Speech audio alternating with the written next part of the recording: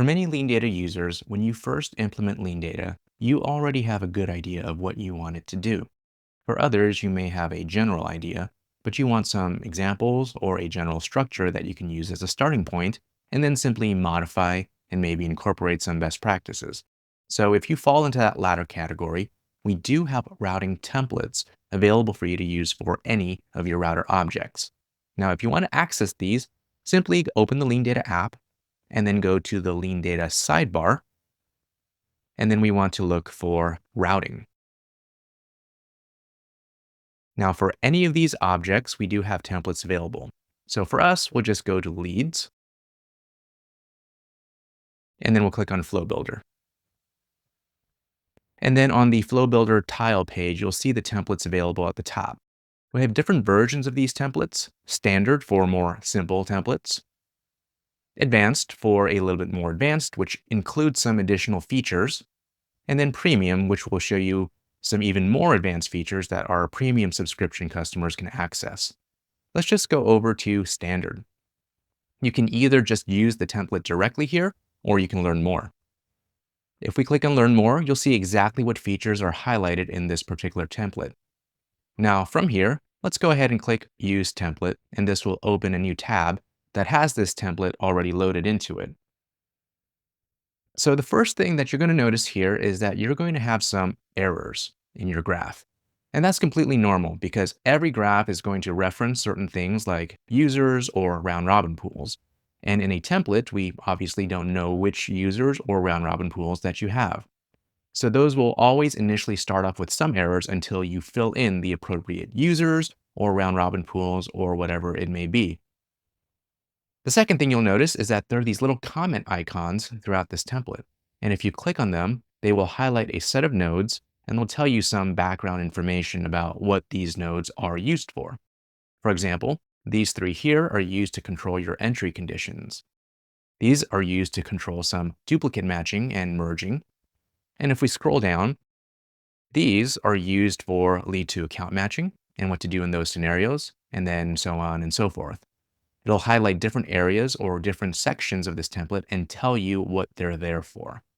Now, let's jump back all the way to the top, and you can modify any of these nodes. Let's say for an account match. So we'll open that node. And let's say the defaults here, we're not filtering out any accounts, and we're using our default tiebreakers.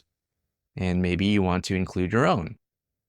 So let's say you only want to match to certain accounts and you want to add your own filters. So let's go ahead and modify this to only include accounts where, let's say, the status equals active. So let's say you only want to match these to these types of accounts. I can simply add that filter here and then click done. And now this account match node uses my specific filtering criteria. Now, something else that you may want to do, this particular template includes a lot of notifications because we want to show you how to incorporate that. But let's say in some cases, you actually don't want to notify the owner of the assignment. So in those cases, you can simply delete the nodes that you don't want. So here we have a notification node, and I'm just going to hit the trash icon after single clicking it and then delete, and that's gone. Now, obviously we had a path that was leading into this node. So we'll have to go into the previous node here, then go to advanced settings at the bottom and simply close off that next node edge. And we're simply going to end the actions at this point. There are a few other things that I do want to highlight for you as well. Let's say that you want to add your own nodes. Maybe some of these segments work well for you, but you have some additions that you want to make. So let's say we want to add a junk lead filter. So what I'm going to do is simply grab my entry node here and move it up so that it will give us some more space for another node. Then I'm going to hover over our decision, then true false, and then pull in a lead true false decision node. Opening that up, I'm going to title this junk lead, and then I'll set my criteria for junk lead. So let's just do first name equals test. And let's add one more condition here. Let's have email ends with .edu. And then we can use our rule logic 1 or 2. So either of these will satisfy this as a junk lead. And if it meets these conditions for a junk lead, let's just say that we want to terminate all actions at this point. So you could send this to a queue or some admin owner if you want. But for now, I'm just going to click end of flow. And then I'll go ahead and click done. Now I'm going to send all my new leads to this junk lead true false node. And then I will connect whenever we don't have a junk lead, it will proceed to the rest of the graph. So that's how you add your own nodes here. Something else to highlight as well is if you see a node that you would like to use, but in a different capacity, you don't have to create it from scratch from the node bar. Let's say I want to add another notification. All you need to do is click on an existing notification node, and then you can click the copy icon. And that will produce an exact copy of the node that you had previously clicked. And then you can open this and modify it as you need, and that you can change some of the configurations within this node. So if you want to reuse some of these configuration options, we've already set it up for you.